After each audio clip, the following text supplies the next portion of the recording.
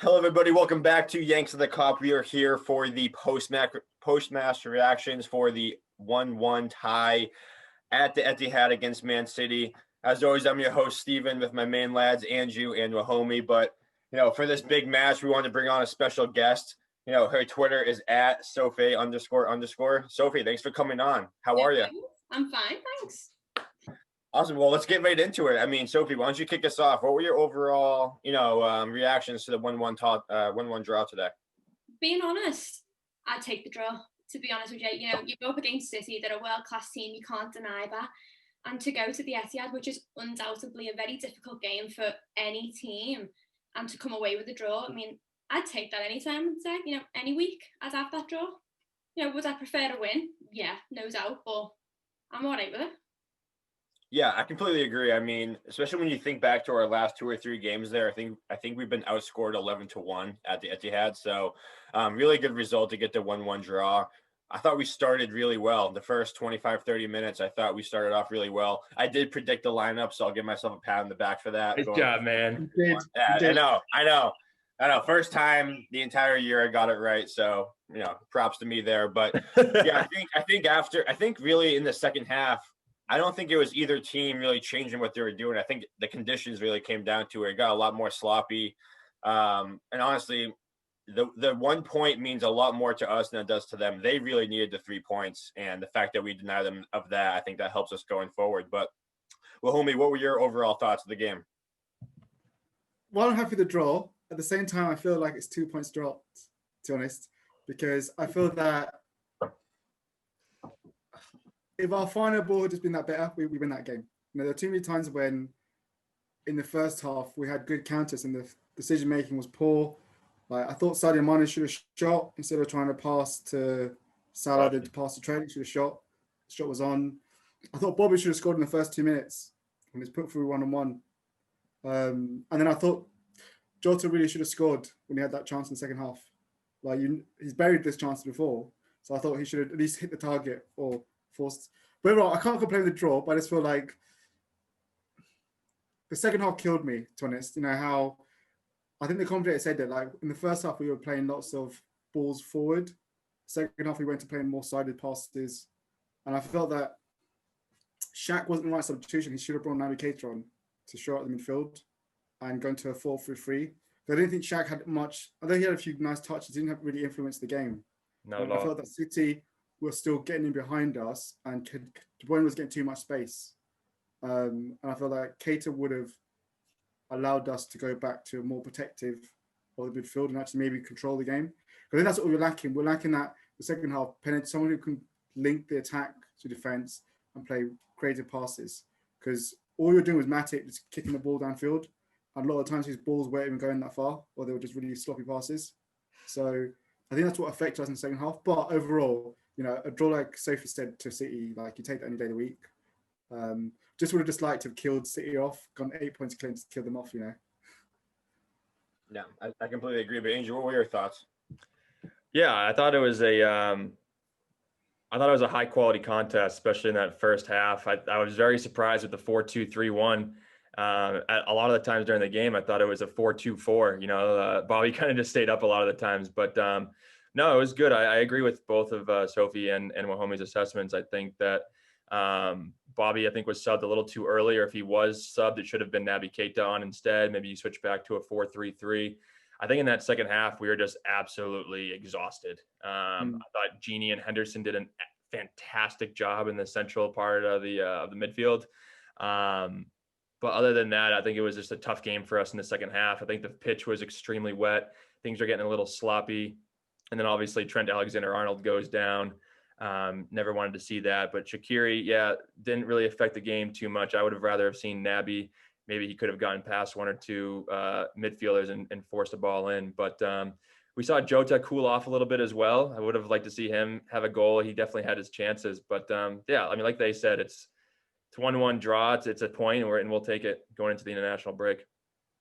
Well, one of the consistencies that you kind of all touched on was the second half. And when you think about the lineup that we went with, we went with our best 4 attacking players on the field at the same time with Firmino, Jota, Salah, and Mane. So I don't know. Did this game make you think that maybe having one of those guys on the bench to bring on when it's like one of those games? Because I feel like when we brought Shaqiri on, we were kind of missing some of that pace going forwards, and I think that's what bring a guy like Jota off the bench is so valuable, because he has so much pace and he has the fresh legs going against the tired legs. Like, Sophie, what were your thoughts on that? Would you have rather had one of those guys on the bench so you can bring them on to affect the game going forward?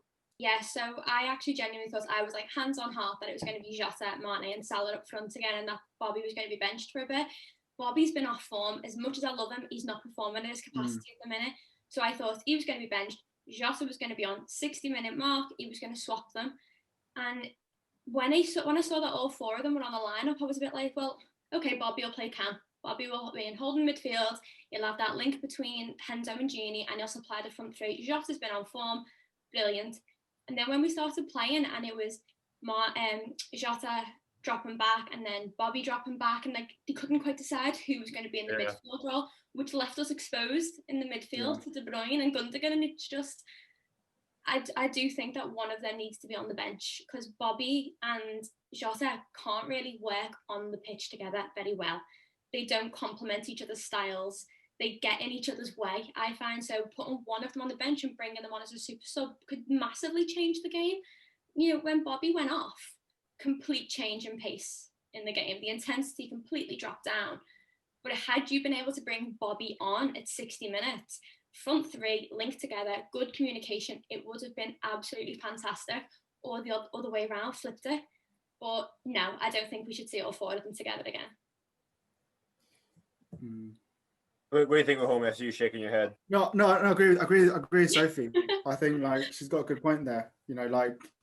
Cause I said at the beginning of the game that it was a bold thing for Klopp, and I did say in our last podcast I didn't think that we'd go 4-2-3-1 against City. I thought that was quite bold, and also I get it. He didn't want to. I think Klopp just didn't feel comfortable dropping Bobby, especially after defending how he did in the week. He didn't feel comfortable dropping Bobby, so he thought he'd play him. And I think the 4-2-3-1 for me, it works if you have a Thiago there. If you have a creative centre midfielder next to defensive one, it works. I don't think it works when you have Gini and Henderson there. And I know you're saying, Andrew, that they both played well. Yeah, they worked their socks off, but Gini was at fault for the first goal. He left De Bruyne, which should have trapped De Bruyne and allowed him to run in. You watch the highlights again. He was stood in the middle. De Bruyne was behind him. He was attracted to going to the wide because he thought he was probably still playing in a free midfield. And then KDB was left in space. Or probably even Hendo, because that's the thing where I think it doesn't work, And there was even a time in the second half where again it happened where De Bruyne, Gini got attracted to the wide flank and De Bruyne got left in space. And I think that's where the imbalance comes in. It doesn't work with them two in there. And then obviously because of Firmino and Jota aren't sure where they're positioning, it doesn't work. But I think if you have a Thiago there who's control the possession of the game, can dictate and stuff, it will work. So I don't think I'd rather not see the 4-2-3-1 again with it being Hendo and Gini personally for me. I feel like we become too exposed and become outnumbered in midfield. Otherwise, I agree. I think as well. I prefer someone on the bench to come off the bench. I think Klopp needs to choose. If he wants to, he has to choose to Jota for Firmino. He has to make that decision and say, look, the better team. As much as you might love Bobby, if Jota's been playing better, he should be on the bench. And I think that Firmino again, his off the ball movement today is great, but I think there were times where I thought he made the wrong decisions. When he shot instead of crossing to Jota, I thought, why are you shooting? Jota's in the far post. Even the commentator said the yeah, there was space there. Yeah, there was definitely space there. But I want to get back to what you said about Wijnaldum, because it looks like Andrew and Sophie might have disagreed with you a little bit on that. Well, I saw that the whole thing happening. What happened was Sadio Mane pressed the ball in City's defensive half. He got dragged pretty much all the way to Laporte, and nobody moved over to cover for him. So I think it was Cancelo or Gundogan made a nice switch to Kyle Walker. In that situation, Genie has to move over there. If he doesn't move over there, then Kyle Walker's free to run right down the lane and just whip it across. If Genie doesn't move over, that's what he has. So he has to move over there. De Bruyne came in. Henderson was a little late making the cover, and Gomez was a little late as well. So that's what happened. I mean, it's. I think City is just a great play by them. They switched the play of attack, the point of attack, and they took advantage of a 4-2-3-1 situation. But I agree with you guys. I don't think that they should have. I don't think Klopp should have gone with a 4-2-3-1 in this match. I think that especially against a team like City, when you know that they're going to play three midfielders, two of which are holding midfielders, and you give Kevin De Bruyne just room to run around the entire pitch, you're going to be exposed at sometimes, and that's what we saw in that goal. So if we get in there, you can also probably say, I completely agree. And shush. Andrew's completely right there. Genie got dragged over there, but the rest of the team didn't cover at the time. And let's be honest, at that point in the game, we weren't playing a 4-3-2-1. We were playing a 4-2-4. All the boys were up front line, going back. Everybody was pushing back. And at that point, Genie had no choice but to run across the pitch and try and make ground. There were two men on that midfield against arguably the best midfielder in the world, Kevin De Bruyne. You let him get that ball, he's banging across it to someone's feet, and 9 times out of 10, they'll convert it to a goal, which, they did. But you can't say that's Genie's fault, because he's one person trying to cover two men in a wide area. No, you can't blame it on Genie when Gomez should have pulled over.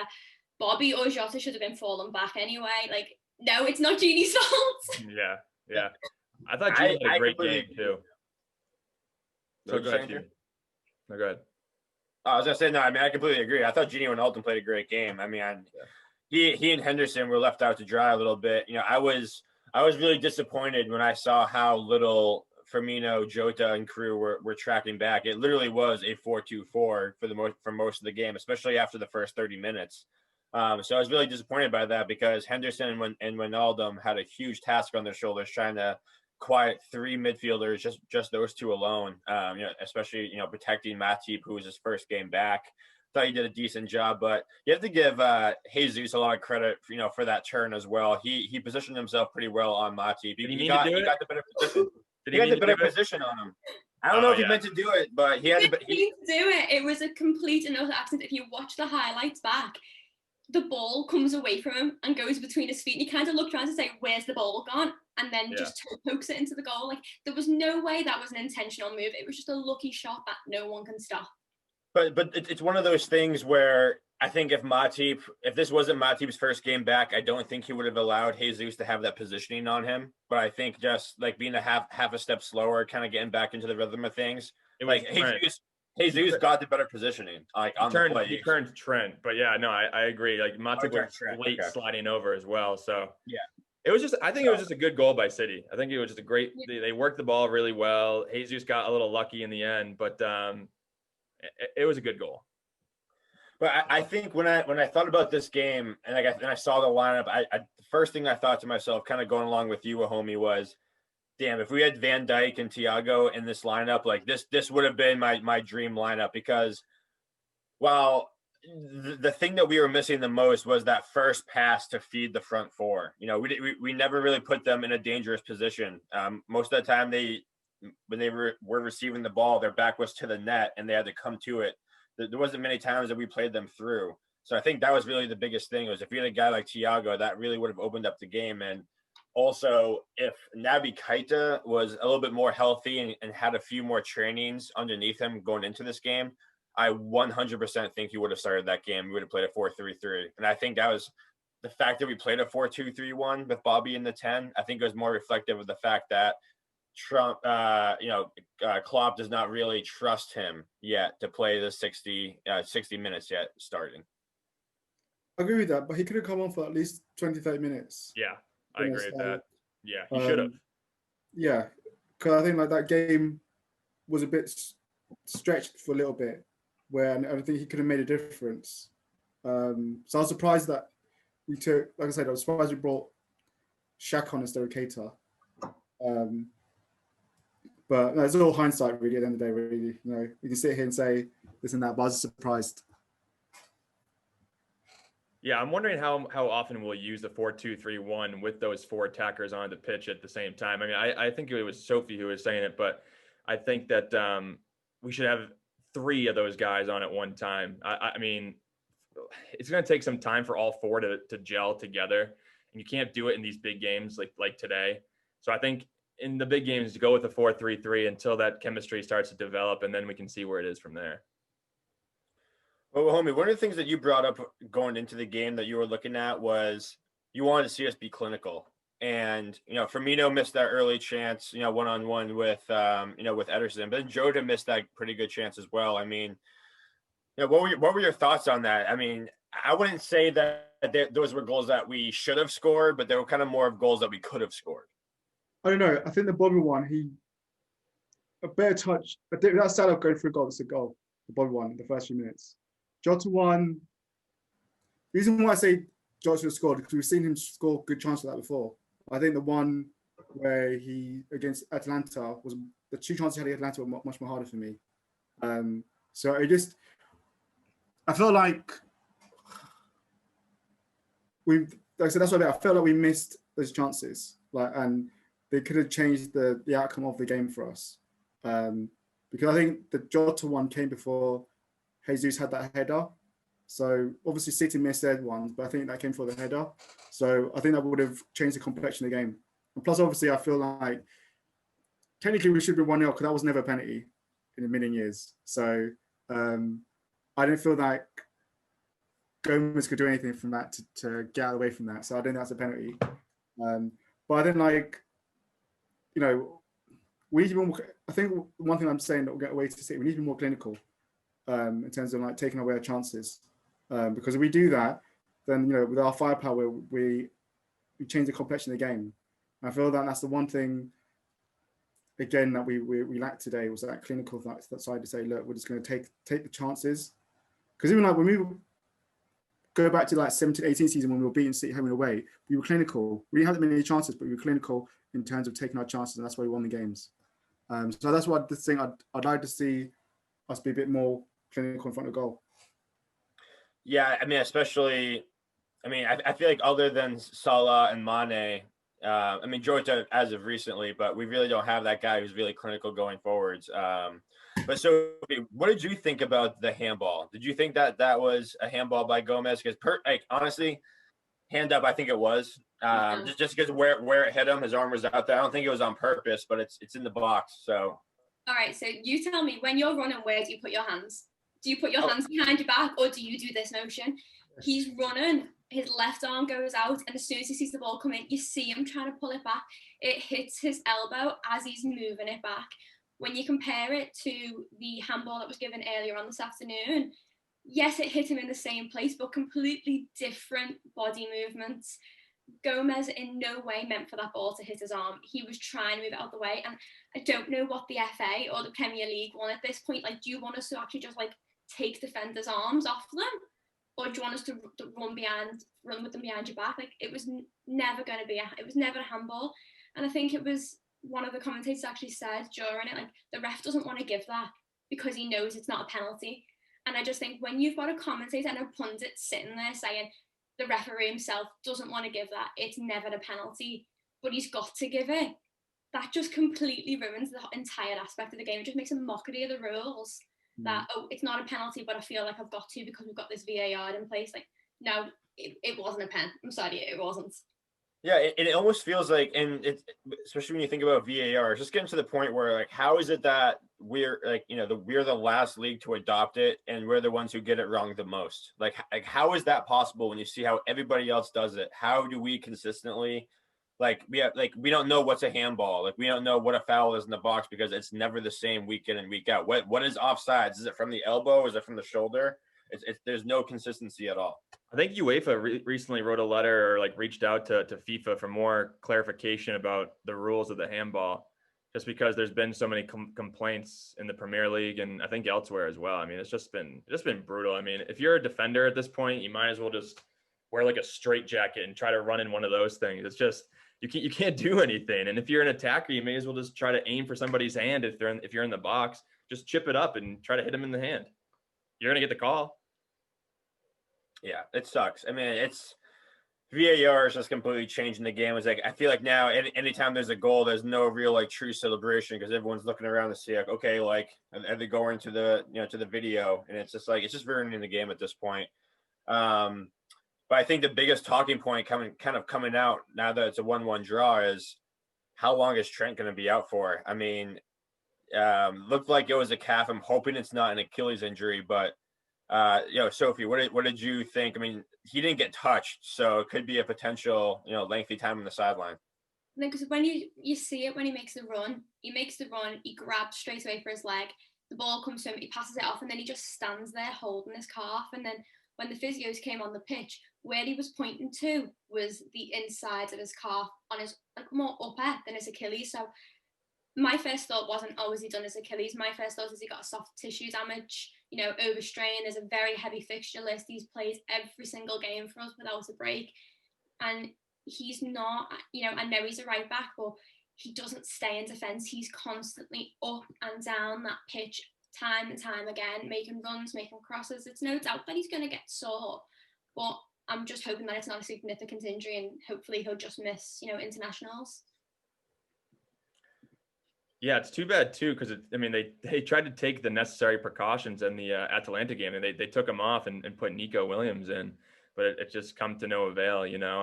I agree. I think it's just I don't think it's an Achilles. I think it would have been absolutely horrible if that was the case. But I think it's just a strain of the calf, which, homie, would you say it was 2 to 3 weeks potentially?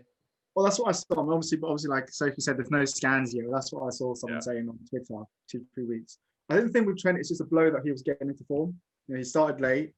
It was finally like been outstanding the last couple of games, and so it's a blow in terms of like his rhythm to now be off for like it could be 2 to 3 weeks if it is worst come to worst. So who do you play? Who do you play in that spot? Gotta play Neco, haven't you? Well, homie, what do you think? I think we've got Leicester next. Yeah. Would I trust Nico Williams? I'll probably. Leicester haven't got anyone with pace do they on the flanks, so you probably could play Nico Williams there. I don't think Leicester are going to really be ones that trouble us on the flanks in that sense. I think Klopp might go with Milner because he brought, just with the fact of the experience.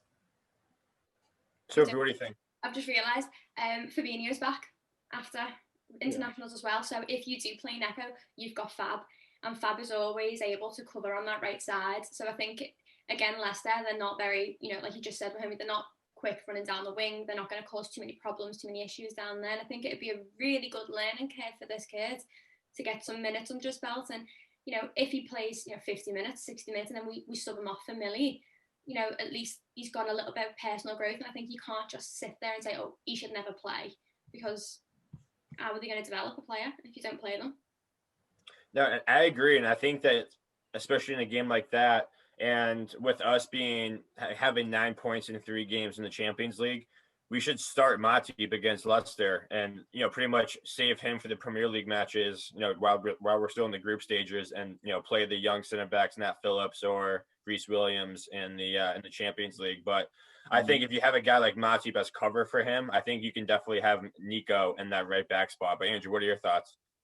I don't think you can play Nico against Leicester. I think that I think he's a great player. I think he's going to be a great player. But I don't think he has the wheels to face their attack. I mean, they're pretty quick up there with Vardy running through the lane, and I wouldn't feel comfortable. I think they would just target him all day long. I had a little debate with Wahomie before this episode about who could potentially fill in, and I was hoping he would say it here, but he didn't hint at it. He said he thinks that Fabinho could make an appearance there if he's healthy, and while I think that could be a good choice, my hot take is that I think that we'll see Matip, Fabinho as the 2 center backs if both are healthy, and then Joe Gomez on the right side, because he has the pace, he has the physicality that could deal with that right wing or that left winger for Leicester. We would be missing the offensive side of that. Maybe Fabinho would be a little better, but I don't think Fabinho has the wheels on the outside that could deal with like a Vardy or whoever else is up there. I don't know, but the reason why I said Fabinho offline was the fact that he played there for Brazil, like quite a few games, and he also played there for Monaco quite a bit at times at right back. So, and he was very good defensively and going forward. I think the match when Monaco knocked out Man United, he played right back in that game. That's why I was thinking like he could play there for Fabinho because he has done that. But I think probably Klopp will probably not want to play Fabinho right back. Yeah, that was my thinking.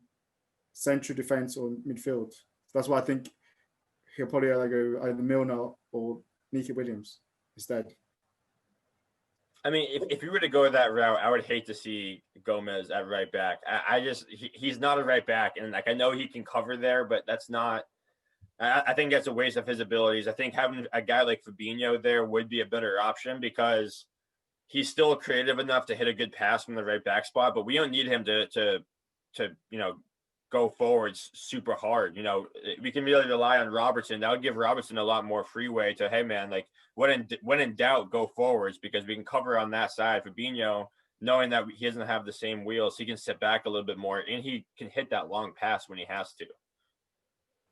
Really think that Klopp is going to play a player completely out of position that he's never played for us before, has probably never trained in training, when you've got a young 19-year-old right back sitting on the wings waiting to make the senior debut. Do you really think he's going to go, well, actually, you're our only centre-back that we've got because Matip's made of paper, Virgil's out for 8 months, Gomez is there, he was not the most, strength, the strongest centre-back we've got.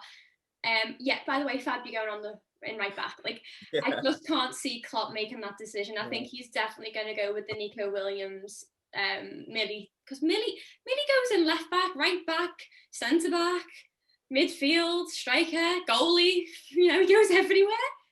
Yeah, and like homie, like you like to say, he doesn't have the legs anymore, and you know how he like to play at the right back spot. So I mean, I agree with Sophie. Like number one option is play Nico Williams, but for some reason, if you don't play Nico, I would rather have a guy like Fabinho there and let Gomez, who's continued to play well at center back, stay there. Hey, it's a hot take for a reason. It's a hot take for a reason. Yeah, I think, like I said, I think the other Nico Milner are the right back options. But also my concern, obviously, is the fact that if we are going to play a Milner or Williams at right back, because in the past, when we've had Trent out, we've been unbalanced, to be honest. Or we've had Robbo out, we've been unbalanced in terms of attack because we rely on the two fullbacks to provide the width. So the only way to compensate that is, well, we'd have to have a Thiago back for that to work. He will be back, hopefully. Hopefully. The only other option we've got is if Tomiskas is back, because he's meant to be due back after international, depending on fitness. Robbo, we know, is interchangeable either side. He's swapped with Trent mid-game.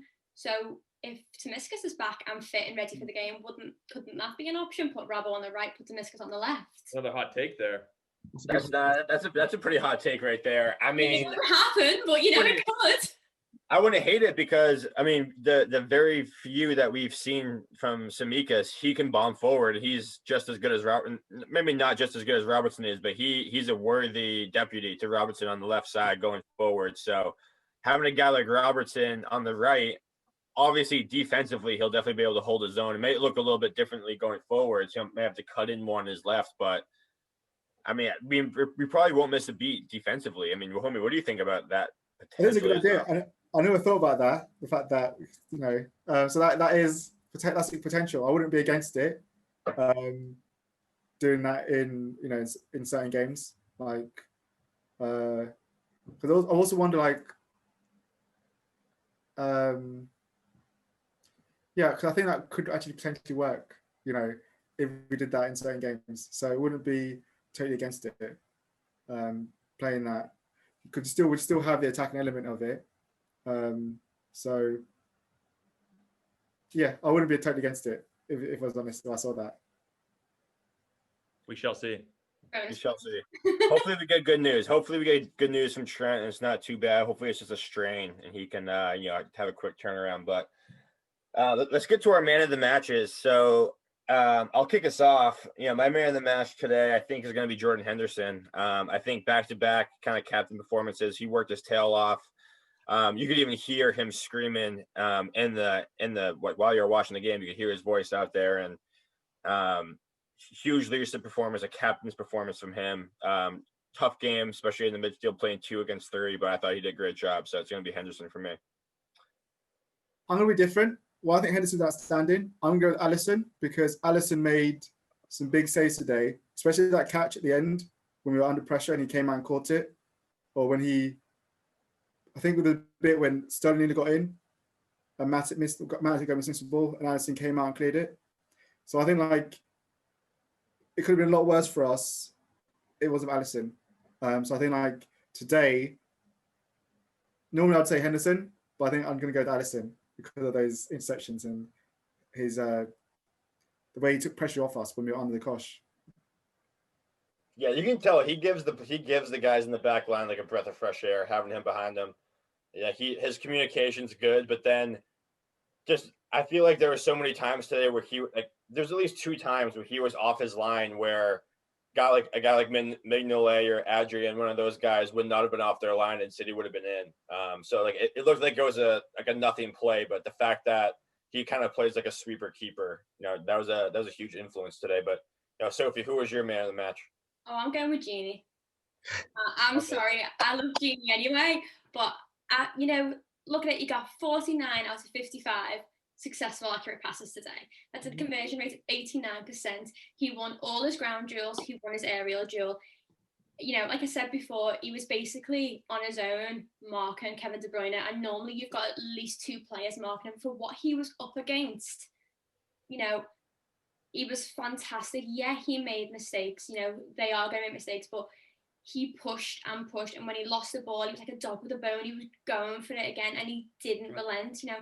When he made that mistake, error, as you want to call it, where, Kevin De Bruyne assisted Jesus, he could have easily at that point thrown a little bit of a tantrum and fallen into nowhere and just disappeared. And he didn't. He went again. And I just think that tenacity and that, that drive, I'm just going to keep going and going and going. That's man of the match material for me. I'm sorry, but I'm going with Genie. No, I love that because I feel like Genie's one of those guys who gets slandered a lot by, some weak-minded people in our fan base. No need to bring them up. We all know who they are. But when you looked at his performance today, I think you're 100% right. He played a fantastic game, and he made one mistake when he tried to turn, and he lost the ball, and led to a pretty decent chance for City. But other than that, I thought it was almost a blemish-free performance from him. He was reliable. He and Henderson, in my opinion, were the 2 best players in the field for us today. So I'm right there with you. But Andrew, what were your thoughts? Yeah, I really, really wanted to give it to Genie. I thought he was. Give it to Genie. Give it to Genie. I thought he was absolutely fantastic. But Jordan Henderson, he just put in a captain's performance. He didn't put a foot wrong, and I think he's one of the big reasons why Raheem Sterling was kept pretty quiet. I thought Trent did a pretty good job on him. And, well, homie, we've been talking about how Trent's upped his defensive game recently. So I thought he did really well before he came off as well. But Jordan Henderson is just a monster in that midfield. I mean, he's to do what they did, him and Genie, what they did today, outnumbered in the midfield. It was just absolutely fantastic. And he's just been putting his best foot forward every game. He's Captain Fantastic. He really is. Yeah, I mean, he just gives, again, just like Alisson does in the back line, when he's in there, you just know he's going to be in the right position, and just like the support and like the way he uses his voice on the field is something that is irreplaceable. And you don't realize how valuable it is until he's not on the field. And I think that, yeah, definitely a captain's performance, my man of the match as well. So, we'll see how it goes. I mean, much needed point for us. We'll take it. I think we're technically in 3rd place with goal differential and everything, but we're ahead of the main people. We're in a good position going forward. I think this international break, especially with Trent's injuries, coming at the perfect time. 2 weeks off could be good for us. Hopefully, the biggest thing, no one gets COVID. Let's all hopefully they stay healthy. Nothing there, but that pretty much wraps up this episode of Yanks of the Cop. But Sophie, thank you again for coming on. We really appreciate it. We'd love to have you back again sometime. Definitely. Yeah, thank you for joining us. This was great. No worries. Thanks. Awesome. But if everyone listening, we really appreciate it. Go ahead and hit that like and subscribe button if you haven't yet. But otherwise, we'll take the point, up the Reds, and we'll see you sometime during the international break for a quick season recap. But up the Reds. We'll talk to you next time. The Reds, baby. Reds.